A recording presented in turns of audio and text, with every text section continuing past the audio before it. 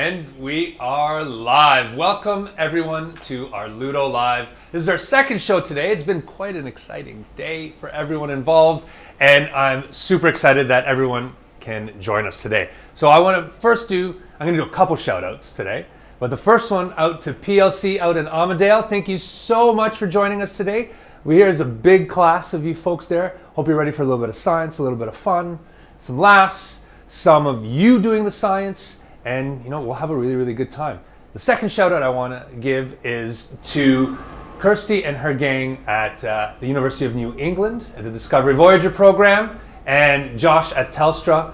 Thank you both for helping us get Arludo all the way up to Armadale so that we can help all those lovely young folks learn what it's like to be a scientist. So there's a couple things going on today. So I need folks there and everyone watching to do two things for me. First thing is download this Psych Tests app. Head to Google Play or the App Store, search for Psych Tests, and download that app to your phone. This is how we're going to actually run a couple experiments today, and you will be actually doing the data collection, and we'll be analyzing the data all together. So make sure you download Psych Tests. The app looks like that. Head to Google Play or the App Store, and we'll be all set. Second thing I need you guys to do is to head to slide.do. So yeah, almost already made my first mistake of the show. So slide.do, and then enter this event code, G248. What that's going to do is going to allow all of you guys watching to be part of the show. You can ask us and scientists questions. You can vote on answers and be part of that whole analytics thing. So you guys will be part of the show. So there's no just goofing around, no just watching things here. You guys are part of this as well. So get ready to join us. So now I get to my favorite part of the show, is where I get to talk to cool scientists. So I'm going to head that way a little bit, and I'm going to introduce you to our guest today, Belinda. So I'll see you in a second. Here I come. Belinda! Hello. How's it going? Good, how are you? Yeah, I'm doing well. I felt so far away from you over there. Yeah. So, it's nice to be back here talking to you. How's it going?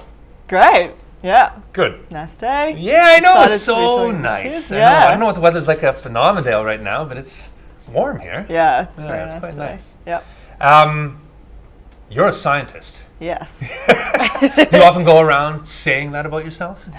Yeah, no, it's not who we are. No. It's kind of what we do, isn't it? Yeah, it's a part of who we are, but Yeah, it's not a little the whole bit, isn't thing. it? Yeah. So I think you've got a really interesting pathway to science. So we'll talk about that in a second. But before we do, what I want you guys to do is get involved in this Slido app already. So we're going to make a couple questions ready to go. And the first thing I want to know is what you guys think a scientist is like. Think of one word that describes what a scientist is.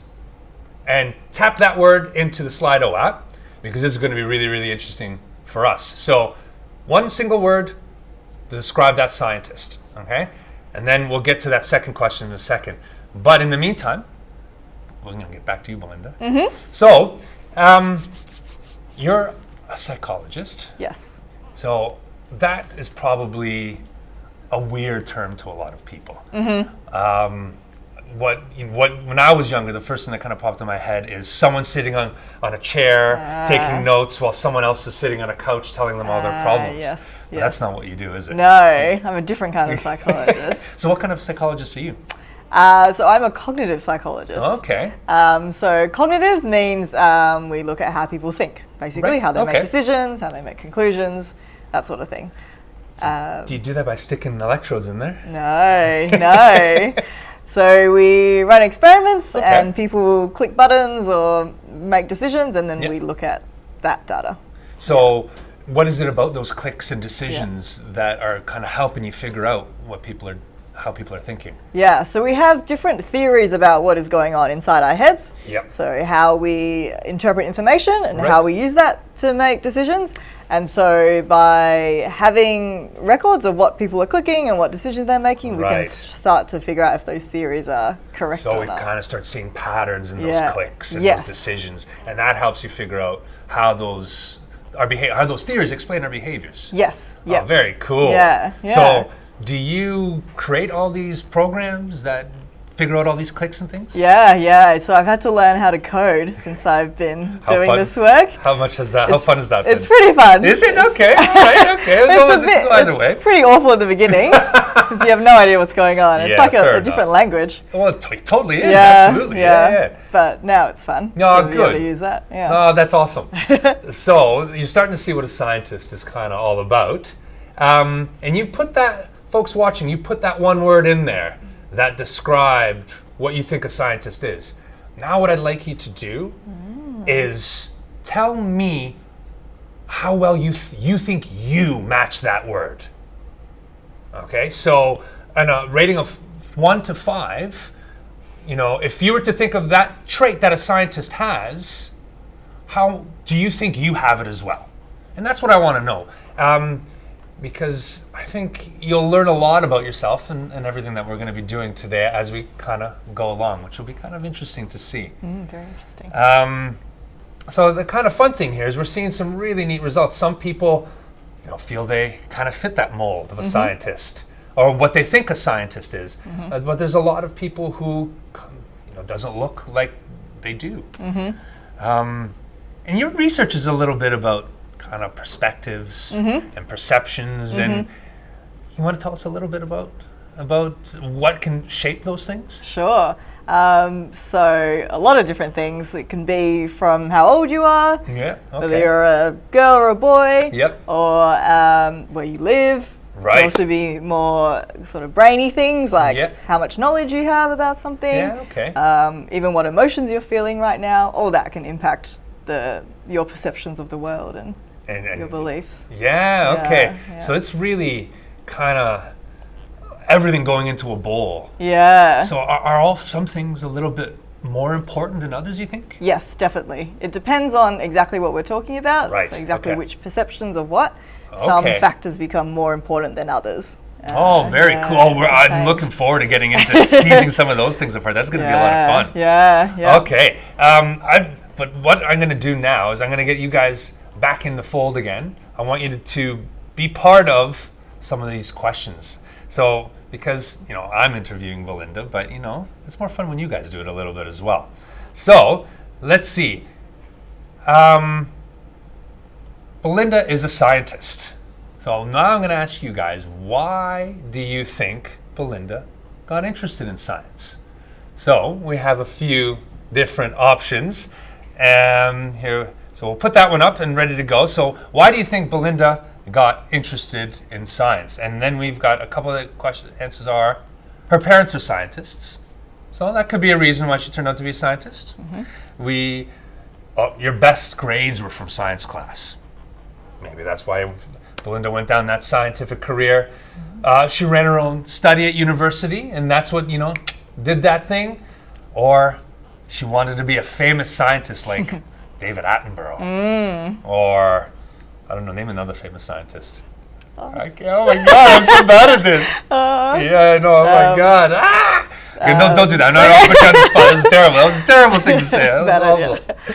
So what do we got here? We've got, what was that? That you went to university. And that's what triggered you being a scientist. Are they right? Yeah, they're right. Well done, guys. Yeah, that's it. So what was it? So you didn't want to be a scientist when you started university, and then what happened? So I started university. I was in psychology. I studied psychology, but I thought I wanted to be a counselor or a therapist. Right. Okay. Which is not super sciencey. Right. But in order to be a counselor or therapist, you have to do 1 year in your degree where you do your own experiment. Right. So you run your own science project. Cool. And during that 1 year, I had so much fun. I decided that's the sciencey thing is what I wanted to do. That's awesome. I love the fact that you had fun doing science. Yeah, so much fun. See, because that's not what science is usually about. It seems like it's this hard work, and you're collecting data and making sure it's in some kind of a spreadsheet and doing stats and very serious stuff. Yeah. But you had fun. Yeah. So what was the fun part? The fun part, a lot of it was fun. Okay, that's awesome.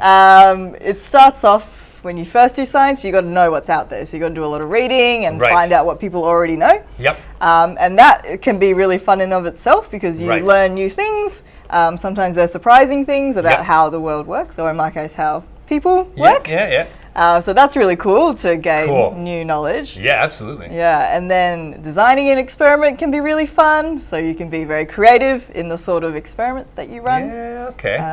That can be fun. And then finally, getting the results also can be fun. Yeah, because you get excited to see if your ideas were right. Exactly, yeah. It's really cool to go in there with a question and then at the end know whether that question can be answered or not and whether you were right or not. Yes, yeah, fair enough. Yeah. So let's get, these guys are good. Yeah, they're pretty good. You got the first one right, so I'm impressed. So what I want to know is if you're going to get some of these other ones right. So let's bring up the second one. This one, actually, I was quite interested about. So what is Belinda's favorite TV show? So is it Adventure Time?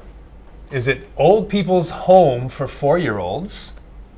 Is it Game of Thrones? Or is it The Good Place? Which actually is a better show than I initially thought it was. Yeah, I've watched. Enjoy that show. Yeah, it is pretty good. So I've watched a few of these. Yeah. If it was my favorite, it would have been Adventure Time. Oh, would it? Yeah, yeah, that's my thing. Yeah. But I don't think it's my thing. No, but so shall we? I'd like to jump in and see if they were right. Are they right? No, it's not The Good Place, although I do really like that show as well. Yeah. So which one is it? At the moment, it's Old People's Home for 4-year-olds. What is this about? I have no idea. You have no idea? No. So it's this Australian show. It's kind of a documentary show. But they take 4-year-olds, little preschoolers, and they bring them into a nursing home. Right. Where old people are. And they do activities together. Yeah, they learn things together, and it helps the little kids learn from the older people, and it helps the older people feel less lonely, and they get to experience fun again. You're going to start making me a little bit tear up a little bit. Never mind. Oh my God. Yeah. So that's got to be really sweet, actually. Yeah, it's beautiful. Yeah, I teared up during the show. Oh, I could imagine. Yeah, no, having kids. Yeah, that's sort of. Oof. Yeah. I have to. It's very I'll have to check that out. That sounds really, really cool. Yeah, and there's some science in it as well because they frame it as an experiment. You know, it's an experiment to see whether old people can feel happier and healthier, and whether children can gain skills. Oh, that's really cool because you know you have this group of people who have so much knowledge. Yeah. And often rarely get visited by family. And then you have all these little kids who are dying for attention. Yeah. And so it works out quite well, probably. Yeah, it's really perfect. Oh, that's really cool. Nice. We'll check it out. Yeah, for sure. I recommend it. Yeah, because there's interesting. There's a few people who actually brought that show up, so it must be something that's being watched by a bunch of folks. Yeah. Oh, cool. That's really neat. All right, let's go one more thing.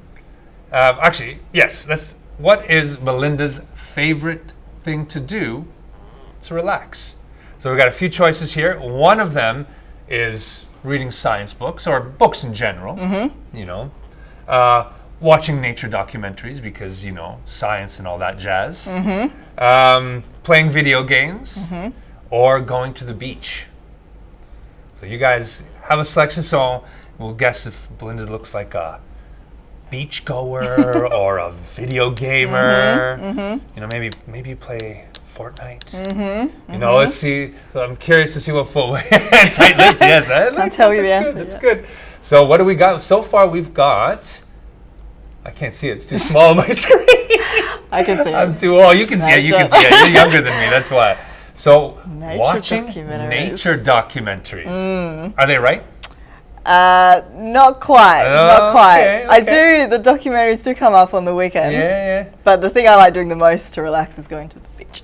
Yeah, it's a pretty sweet place to go, isn't it? It's pretty awesome. Yeah. So I'm assuming, obviously, you must bring all your science gear to the beach. All your science papers you need to read and everything. No, we're not just scientists. No, right? exactly. It's very true. Yeah. A little bit of relaxation, helps. Yeah. No books at all at the beach. So are you one of those who swims from point to point? Oh, no. Okay, I can't. I wish. I'm not Isn't that cool? Though, it to is. be able to swim in the ocean. I find myself, I don't have that kind of stamina. No, me neither. Yeah. I also can't just lie there on the beach. Usually just watch my kids swim. Oh, yeah? And then jump in and throw them around a bit. Yeah, that sounds fun. Yeah, it is kind of fun, actually. Yeah. I'm looking forward to the summer again. Yeah, for sure. But you know what? I'd like to do some science. Cool. You up for it? Yes. Okay. So, you guys up for it? You need to make sure you downloaded that Psych Tests app.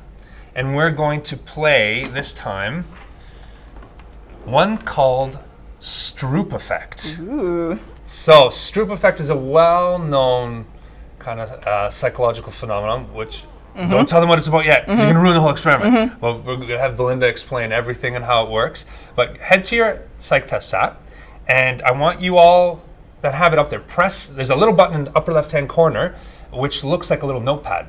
Belinda, if you want to press that notepad button, something will slide out. And in that, all in lowercase, Isabel, I just realized that I don't think we made that second class. You made it? You are so many steps ahead of me. You are the best. Okay, so in that code, I want you to type in PLC, all in lowercase, and what's the rest of it? 155. 1355. PLC. Oh yeah, it's right there on the screen. Jeez, look at. Maybe I should look at the screen, everyone. Thanks for everyone doing the perfect job and me not paying attention. So now hit that submit button. So everyone do the exact same thing. Now we're all linked. So that means all that data that you're collecting is going to appear right on screen with everyone else. Now let's hit that cake button in the center for Stroop effect. Now we got two different experiments. Okay, class, don't press anything. I know everything's very exciting. Don't press anything quite yet. So I need folks from, if your last name starts with the letter A all the way to M, I want you guys to do the match color game. Then, if your last name starts with the letter N all the way to the letter Z, then I want you to do the match word game. Linda, which one are you doing? Match word. Okay, hit that button. So now we'll see on the screen. So the match color, folks, you guys need to match the color that the word is written in with the right color. So make sure you've got your two thumbs ready, holding your phone like this, right? And then what you want to do is, if it matches the color or matches the word, you press the check mark. And if it doesn't match, you press the X. But there's a trick. You gotta do this as fast as you can. All of you guys, as fast as you can. Let your brain just take over everything. Shall we do it? I'm going to do it as well. All right. Yep. Okay. You go for it. Okay. And I'll join in. Oh, here we go. All right. Ready? Go. Oh. Let's see. I'm a little bit behind. Oh, I'm doing the color actually. Yeah. So I'm over. Okay. So go as fast as you can, everyone. And this is kind of the fun thing. We're actually doing science right now. How are you doing over there? I'm making a few mistakes. It's okay if you make mistakes. Just do it really fast. It's all good. Oh yeah, fast.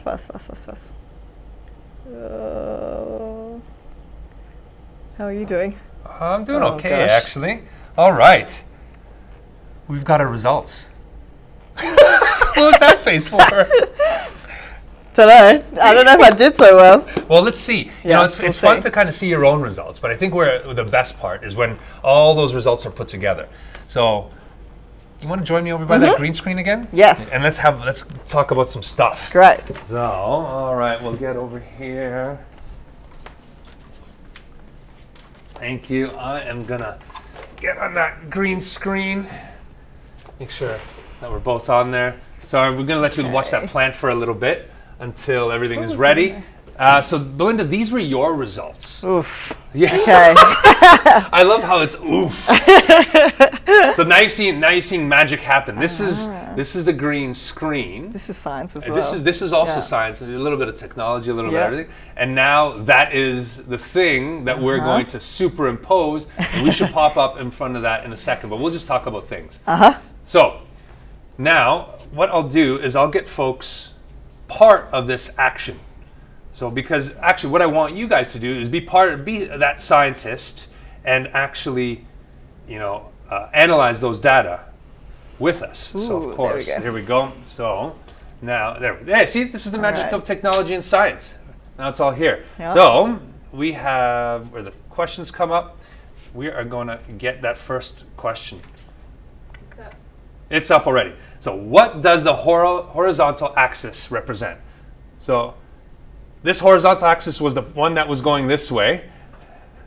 Okay, let's slide that back in again for a sec. There we go. Cool. So we've got, this is the horizontal axis, and it says matches or doesn't match. So what does that represent? So let's head back to, yeah, there we go. Whether the word matches the color, whether the word was upside down, whether the number of objects that are on the screen, or the amount of time it took you to respond. So you guys remember what that horizontal axis was again? We'll show that one thing. I know it's me showing the horizontal axis because things horizontal. This was vertical. I'll be doing this in a second. And everyone behind the cameras over here is laughing at me. That's okay. I don't mind. I'm doing it for you guys anyway. So again, back into that Slido thing. There we go. Oof. Whether the word matches the color. Well done, folks. That's exactly what it is. So we know what half of that figure is. Now let's look at that other half of the figure. Let's activate that second question for me, Isabel. And we're going to look at that vertical axis. See, this is me doing the vertical motion now, and the vertical axis. And we see there's 0, 1,000, 2,000, 3,000. So, and we notice that there's differences here, happening here. Now, this, what does that vertical axis mean? Let's move it back. Ah, you guys are too good. This is excellent. I'm spending too much time. I'm going through this too slowly. You guys are way too good. I love this. I love it. Okay, you know what? Let's just analyze the data. So, no, we lost it for a second. This is all of our classes that we've done so far. So we'll bring them up in a second. It happens real quick. And we'll see these data again. And what we'll see is how people responded when the word matches. So what do we got here, Belinda? This is when the word matches the color. When the word is right side up. Yep. And then when the word is upside down. What do we see happening here? So, because we know the vertical axis is how long it takes you to respond, and the higher the bar is, the slower you are. Yes. The more time it takes. Right. And so, when the word is upside down in the pink bar, you're actually slower to respond than when the word is the right side up. Well, and that's different than what we've got here. Yeah. So here we've got when the words don't match the color. Yep. We're not seeing that kind of a difference. No, they seem pretty much the same. So why do you think we're seeing this difference here, but not here? So in the matches case, you have to read the word to figure out if the word matches the color. Yeah. And so it helps to read when things are the right side up. Cool. But it's way harder to do it when it's upside down, and that's why you're probably slower. That's really cool. So it's almost like our brain is taking in two different signals. Yes. And as a consequence, doing it faster. Yes. That's really cool. Yeah, our brains are pretty smart that way. That is pretty impressive. Yeah, because we read a lot, and we're all pretty good at reading, so the automatic. It becomes automatic. It's pretty good. Yeah, that's impressive. Yeah. Very cool. Now, I'm going to ask you to do one thing. I'm going to ask you to come this way so we can see that second graph. All right. What do we have So this here? was kind of interesting. This is the one you did, isn't it? Yes. Where you were matching the word, not the color.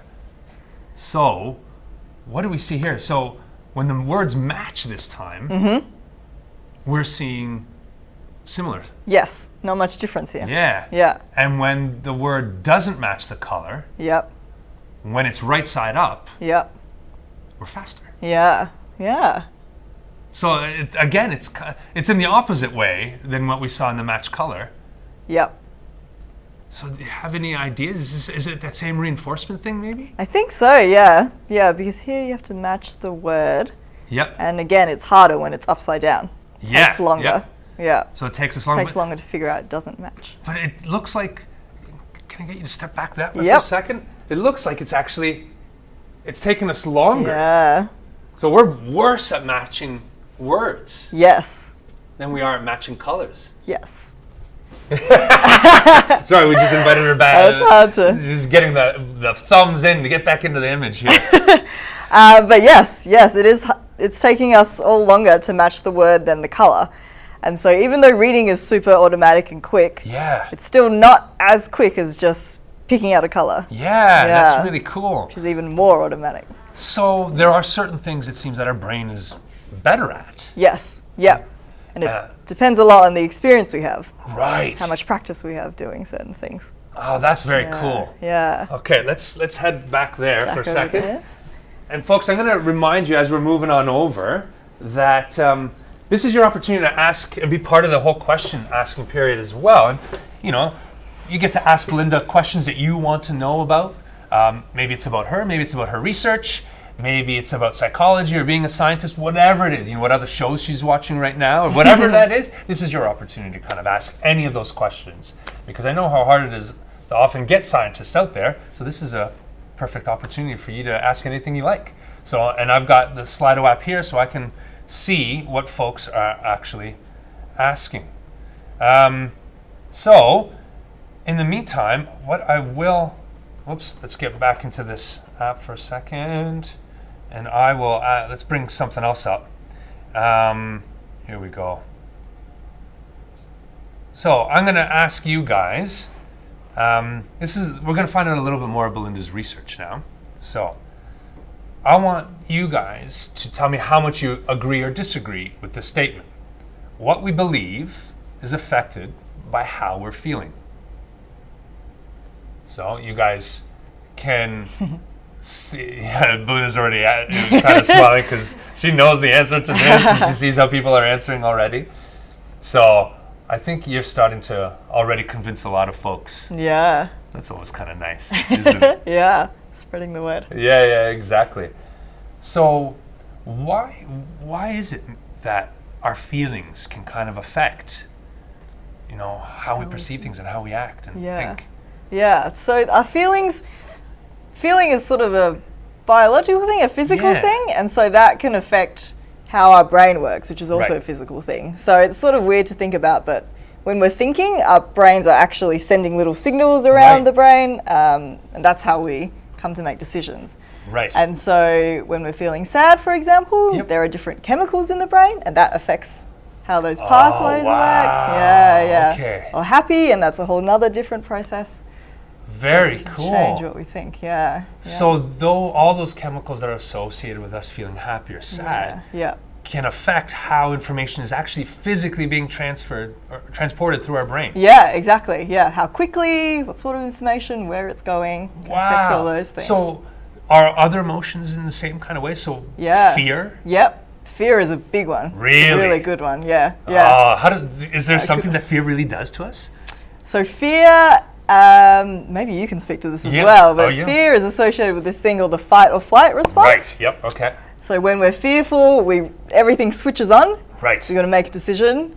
And so that helps us sort of process things quickly. Interesting. There's also some evidence that actually when people are scared, they are more accurate in decision making. No way, than when they're happy and really relaxed, you know? That is not what seems to be happening in horror movies. They're always making the wrong decisions. That's true, yeah. Oh, wow. Maybe they've got that completely wrong. Yeah. They're just going to chill out. Wow, okay, that's really interesting. Yeah. How do they do those studies? Oh, this is a good question. So sometimes they make people fearful. Yeah. So they'll show them sort of scary images or scary movies, and then they'll have to do an experiment straight away. Right. Which is a little bit mean. Yeah. Yeah, or they'll like put them in an environment like in a really dark room with weird sounds or something to try and make them scared. Yeah. Jeez. And do they actually take their pulse or anything to see if they're actually feeling their heart rate's moving up? And yeah. So there's a few things to measure whether people are fearful. So one of them is heart rate. Right. They also look at sweat levels. So when you're scared, you tend to sweat more. Okay. But you can also ask them to tell you how fearful they're feeling. Like and are people really honest about that often? Oh, it's hard to know. Yeah, oftentimes you want to correlate that with the physical markers. And you can see which one's more honest maybe and see how honest people are. Right. Yeah. So I guess that actually kind of brings us to kind of an important kind of point, isn't it? That often you're looking for information from different sources that kind of correspond together and give you more truth, isn't it? Really? Yeah. Closer to the truth. Yeah. So do you feel that's a lot what science is? Yes. So we do a lot of experiments to sort of improve on the knowledge we have and sort of get closer to what is really happening in the world. Which is, I guess, one of the reasons why different people will design different experiments to look at questions different ways. Because what would you conclude if a bunch of studies that were done differently gave you similar answers? You would think that those answers are very reliable. And whatever theory they're supporting must be pretty strong. Yeah, okay. Yeah, you'd Yeah. probably be pretty happy then. Yes, you would be very happy if lots of different people came to the same answer. That's great. That's Well, fair enough. Yeah. Well, hopefully we've got you guys answering some questions or asking us some questions out there. We do have a bunch. Okay, excellent. Okay. Okay. I'm going to calm things down and, slow Okay. down a bit. Uh-huh. What interests you most about psychology? So why was it psychology or not biology or not chemistry? Because I guess all of those things are figuring things out. Yes. But why psychology? I liked psychology because for a long time I've been really interested in how people think. I like to think about that a lot. Okay. And I think it affects almost everything we do, or Right. many areas of society.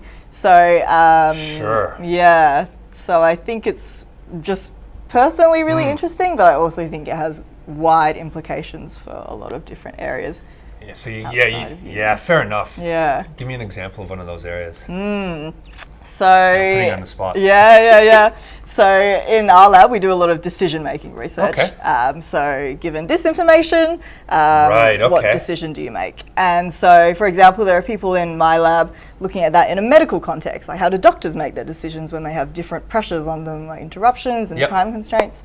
I've done some work in climate change. So how do people make decisions in a climate change context?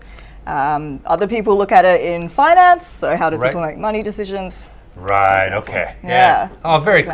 Examples. Okay. Yeah. So those are all people in your lab doing all those. Yeah. So yeah. you get a really diverse group of folks then. Yeah, it's a really cool thing about this lab, how we all look at sort of different things using a common framework. or a Yeah, common very science. cool. Yeah. So it's not that all of you folks are doing the exact same thing. No, that would be boring. Yeah, fair enough. I don't blame you. Yeah. Let's see, we've got a couple other questions. Okay. So, why do you like the beach?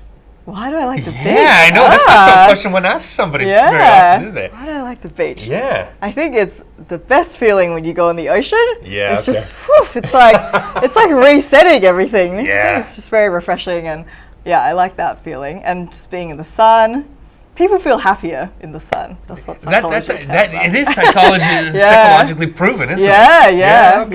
Yeah. So yeah, it's just and it's beautiful as well. It It's is, just it's a nice true. environment to be around. It is, and you Yeah. know, it gives you a chance to decompress, doesn't it? Yes. And to kind of recenter yourself. Yes. Yep. Yeah. Yeah. So like some psychologists, environmental psychology, look at how the environment affects you. Okay, cool. So there's heaps of research that being in natural environments like the beach or the park or the forest is actually very good for our mental health. Right. That's what a lot of our ancestors were used to, and so we're still sort of wired to enjoy that. That kind of environment. stuff. Yeah. So we really should be getting outside more. Yeah. You really should be getting outside more. Say your mom and dad all the time, and now they have a reason to say science says you guys should be outside playing more.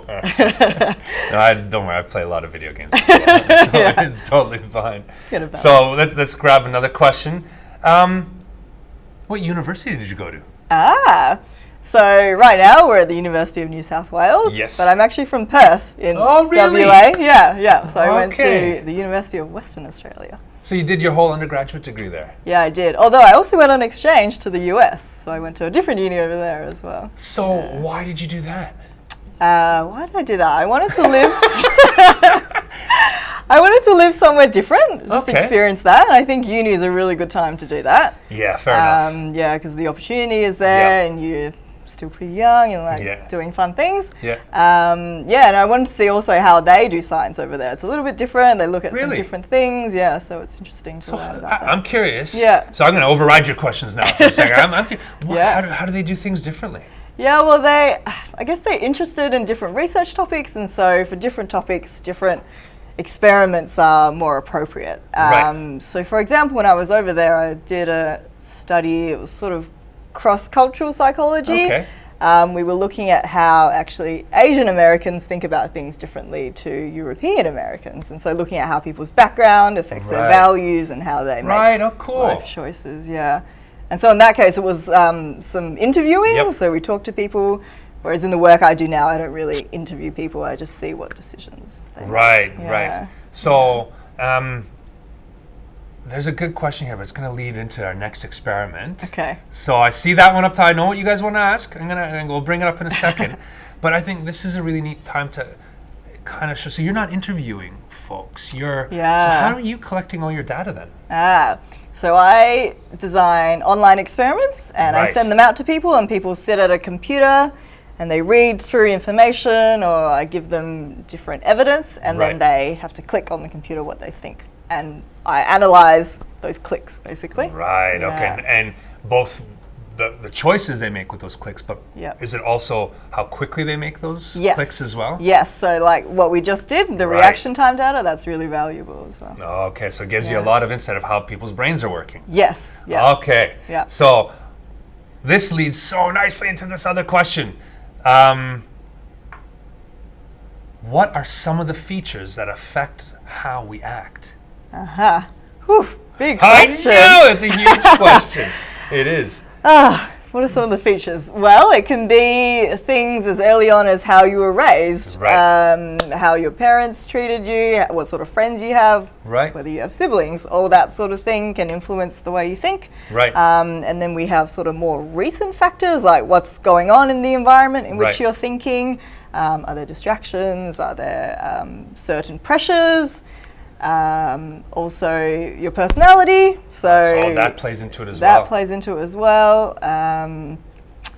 Whether you're generally very hardworking and almost everything by the quickly, sounds of almost it. everything. That's the tricky thing about psychology, is figuring Yeah. out which of those things is most important. Right, Yeah. because everything probably has some kind of Yeah, an effect. exactly. But I guess Yeah. you're looking, like you just said, the thing that's most important, because I guess some Yeah. things will have a bigger effect than others. Yep. And those are the things that we kind of want to figure out the most. Yeah, exactly. Yeah. Cool. Well, should we start? We've got another experiment that we planned on running, and I think that question actually springboards. I'm not even using that word. I don't think. Sorry. I think so. It gets us going to that next experiment. Let's skip that. So let's grab psych tests again, but this time we're going to hit that little button that looks like a cat, and that is an implicit association test. And I am not going to describe what that means right now, because that's, we'll describe it later when you guys actually experience it. It'll make a lot more sense at that point. So we've already in that class code, so let's hit that cat. Oops. There we go. So we'll do the same thing again. We've got folks from the letter, with the last name from the letter A all the way to M. You guys do the gender versus science. And then the other folks from N to Z, you guys do gender versus career. Okay? So I'm doing gender versus career. sure are, with the last name starting with the letter X. Yes, right That'll at the do end. it, yes. All right. So, and I want, now how do we do this one, right? We'll get, so the folks whose birthday starts from January Yes. to June do test set A, and folks from July to December do test set B. That is a Right. pretty good experiment. That's very good. Yeah. My brain is running on. randomization. Yeah. So, Okay, my birthday's in April, so I'm doing test set A. okay, test set A. So now what I'd like everybody involved, read the headlines that you're going to see here and take a look at the images, and that'll just prep you for the questions or the activity that you're going to be performing later. So there's a few of them there. I believe there's 5 of them. So you can click through them when you're ready. Just give them a read. And I'll talk really quietly so I don't bother you guys while you're reading. Shh. Hopefully you guys are almost there. It's kind of hard just being here by myself for a little bit. I don't know what to do. Okay, so hopefully you guys are done. We'll give it a couple more seconds till everyone does. So you are going to now see certain words on the screen. So it's a very word matching kind of game. Okay. But again, it's to do with time. So try and do it as quickly as you can. Don't worry about making mistakes. We don't know who's making the mistakes, and that doesn't matter at all. Okay. But you'll see words come up like names and jobs. And so let's we'll hit start on Belindas, so we can show you a little bit of how to do it. Okay. So you'll see in Belinda's case, there's career on the left and family on the right. And Belinda will hit the start button and she'll see a name. So marriage. She'll have to match whether it's career or family. And you hit which one it matches. So tap with your thumb which side that word matches with. Okay? This is called an implicit association test. So this one takes a little bit longer, but I'll let you guys go through it. You're getting pretty good. It's kind of easy when there's one thing. So the second one is going to start looking at maleness and female. And we'll hit that start button again. Name's going to appear, and you have to match it, whether it's a stereotypically female or male name. See, Belinda's doing pretty well there. No pressure. I can't talk to you right now. Concentrating. Okay. Okay, so this is where it gets a little bit more difficult. Because what's happening now is you're going to see career and male on one side, and family and female. And for the other folks, it's not career, it's going to be science. Okay, so now you'll see something pop up in the center. It's either going to be a name or one of those other words you saw, and you have to match it to the side as quickly as you can. Okay. Again, don't worry about making mistakes. Okay, that's part of the experiment. Making mistakes is actually totally normal. So you're not doing badly if you're making mistakes. That's not how this works at all.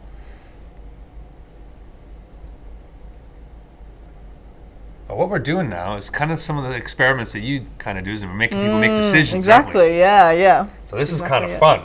We're doing the exact same thing, but we're flipping the sides. So let's do it one more time. Okay. So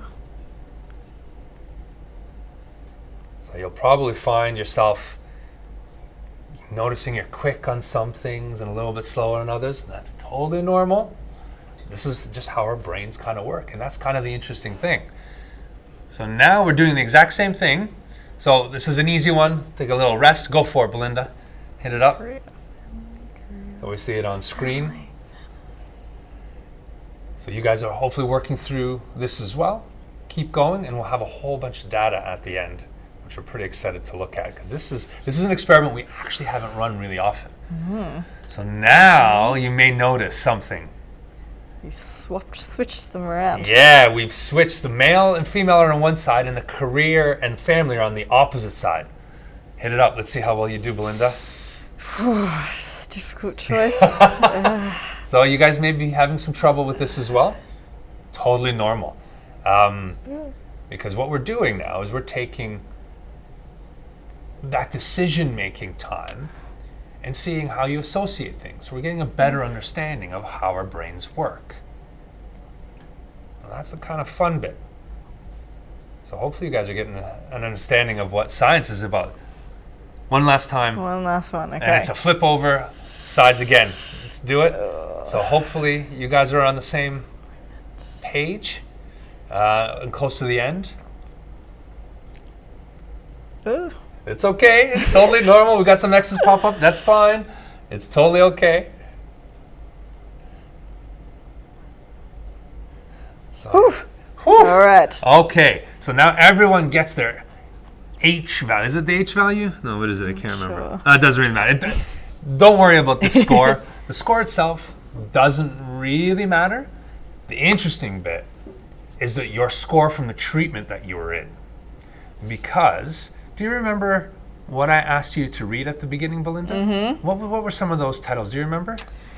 They were about women being at home, doing the housekeeping, and then men opening restaurants, doing business, that sort of thing. Okay, so in your situation, we're kind of reinforcing those stereotypes, right? Yes, yeah. Of women being homemakers, while men being the hunter-gatherers, the workers, the guys who do stuff. Yep. But some of the other people out there got the opposite. Cool. Where they found out, they had headlines saying that dads are staying home more and dads are enjoying being dads and rearing the kids, and moms are doing more of the business world. And then we did the exact same thing with science, where the women are doing science, and the men are doing arts, or the men are doing science and the women doing arts. So what we kind of did was we shifted people's perspectives. Yes. Or biased what they were thinking. There's a word for that in psych. When we provide them with information at the beginning to kind of set them up on something. Prime them? That's that word. I always forget that word. I always forget. So we were priming everyone to think a certain way. Yes. Yep. And then we can see if our experiment actually affected how quickly you made some of those matches. So do you guys want to find out? Do you want to find out? Yes. Okay, let's go. All right. We're going to back over here over to the green screen again. And we're going to look at some of the results. Okay. So here we go. All right. Whew. Okay. So here we've got, these are the folks that got the female treatment. Okay. So they were reinforced with females or women being more into a career. Okay. And these ones got the treatment where men are more into career. And this is your D score. Now my brain's working overtime to remember what that D score is. But it is how quickly we associate being a female, how quickly we associate with those stereotypical kind of responses. What? Do you have a tablet? Yeah, okay, pass over that tablet for a second. Because what we'll be able to do is take a look at that. Thanks, Andrew. So what we've got is, thank you, now I got the words to describe that a little bit better. So how quickly we associate maleness and career and femaleness and career. Okay. And what we found is when we have the female treatment, when we reinforce women in careers, they actually are associating it more with females in science. So they're making that association between women and science so much more quickly. Ah, cool, yep. So even in that little time, we were able to kind of prime people to think women can be scientists or have a career. Yep. While we have the opposite happening with men. When we have men, so when we primed all the students and all the participants to think men are the ones that have careers, they were less likely to associate women with science or women with careers. So they were more stereotypical here and less stereotypical here. Yeah, so the background information they get really changes how quickly they can. And that's crazy that it was just 5 headlines. Yeah, that is crazy. You know, right? and that changes how we're thinking so quickly. Yeah. So think about outside of this experiment, how much information we get all the time. That's exactly it, and what sort of priming that's doing. That's exactly, and that's what I love about this result and this experiment. It falls into play so nicely with what you're doing. Yeah. Right. And also what you do as a scientist and going out to actually tell young women. That they can do science too. Yeah. So you're doing this and bringing that number up. So folks are having an easier time associating women with science. Super important. Absolutely. So have you been doing a lot of outreach? Yeah, I have. I've written some stuff for sort of more mainstream media things, putting my name out there. I've also sort of gone to some festivals and talked about the work I do just to the general audience. Just showing society another female scientists. Yeah. So I'm curious, are there a lot, what's the bias in science in psychology? That's a great question. So in especially in the undergrad, a lot of women go into psychology. There's very few men. So, for example, I teach at uni, and I teach this course called developmental psychology. So it's how kids develop. Right. And I think in a class of 22 people, I had 2 men. Wow. The rest were women. Yep. So it's really female bias. Yeah. That's interesting. Yeah. But then the other thing is that it's very female bias, and then you get higher and higher at uni, so you go all the way up to professors, and then it becomes male biased again. So that's a problem that we need to deal with and talk about a lot more. Yeah, there's a lot of talk about that. It's a difficult problem to solve, isn't it? It is difficult, yeah, because the society that we're all embedded in is quite biased in that way. And obviously universities are part of society, so we still have the same biases and priming effects going on there. Yeah, which is exactly kind of what we're seeing here happening, but in a larger kind of society. Yeah, exactly. Very cool. Yeah. So that worked out really well. Yeah. We won't talk about the second one now because I think what we'll do is we'll get to a few of the students' questions. Cool, sounds good. We're going to head back to that, our other space over there. Because there were a lot of questions that students had. Here we go. There we go. Welcome back. Yay. And now we got the plants and everything. So, we've been talking about brains and the things that affect how we think and feel and make decisions. So, are there some things that can affect how well we study? So there's some behaviors maybe. What I think is some folks maybe wanted some study tricks. All right, got it.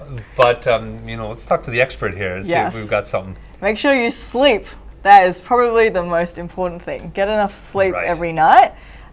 Because sleep is really important for our brains to help consolidate everything we've learned during the day, and it also helps us sort of clean out the junk. So we just keep the important stuff for tomorrow and the rest. So you think it's organizing information for us, and then getting rid of all. You say junk. What do you mean by junk?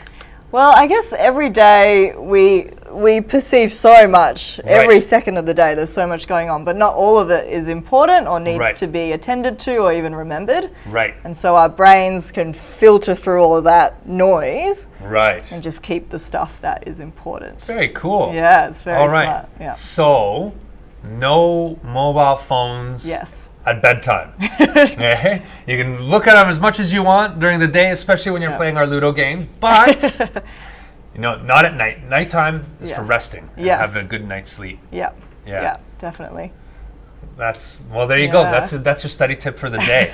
So, okay. Why should we choose psychology as an elective? Because it's so interesting. If you're not convinced now, I don't know what we can do to convince you. Oh man, there's so much to learn. It's so cool. And you learn something in psychology and then you just see it happening in real life. Which is really cool. Fair enough, yeah. Do you find yourself kind of psychoanalyzing people as you're walking down the road? Oh, I see why you did that. I'm not surprised you did that. A little bit, that's also pretty fun. So that's another reason. Yeah. You can sort of try and guess what people are doing and why they're doing certain things. And you see kind of these behaviors happening automatically in certain situations. Yeah. That's really cool. That's very cool. Oh no, I just erased that one question. Oh, let's see, hold on.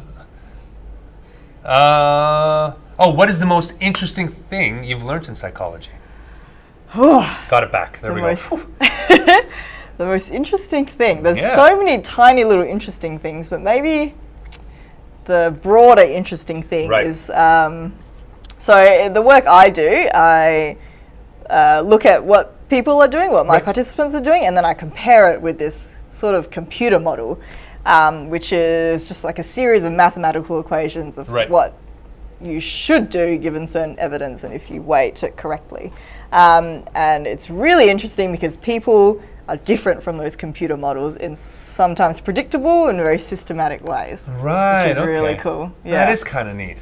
So we don't just work like computers or a set of equations going on in our heads. There's a lot more that we do. It's a bit, well, I guess computers have information. This is how they make a decision. And like you're telling us, our emotions are affecting that. And it's not that straightforward. We're really complicated things. Yeah, we are. I know some people are more complicated. But we're not going to get into that. That's a little bit too much to talk about. No, that's not my topic. Fair enough. I believe I'm getting the signal that actually, is our time almost up? Have we? Wow, that is crazy. Can you believe we talked for an hour? You guys had some really great questions. Thank you so much. That was awesome. I enjoyed that. We'll finish things up, but what I'd like you guys to do when we're done, we've got a little survey at the end. I'd love for you guys to be able to take a quick peek at it when you got a chance. But right now, Belinda, I want to thank you so much for being here. Thank you. I've had an absolute blast. Me too. Chatting, and I think all these folks out here, I have a feeling they had fun as well, given the questions they were asking. There's some really good ones in there. They were great questions. There's some more I wish we could get into. Also, Kirsty and gang, thank you so much to UNE and the Discovery Voyager program, and then also Josh and Telstra. Thank you so much for letting us, get hooked up to folks up in Armadale. I hope you guys all really enjoyed the show and got a little bit of an idea of what science is all about. If you'd like to ask Belinda more questions, you can get in touch with us through Arludo, and we can share all that information with you, and we can have a little chat going on so you guys can ask a little bit more about what science is like if you want to follow in Belinda's footsteps in any kind of way. But for now, you can join us in other shows that we're having later this week. Hit that subscribe button so you can follow us as we meet all kinds of new scientists and talk about brains and all kinds of different things. So thank you very much, everyone. For now, we're out of here, and I hope you had a good time. See ya.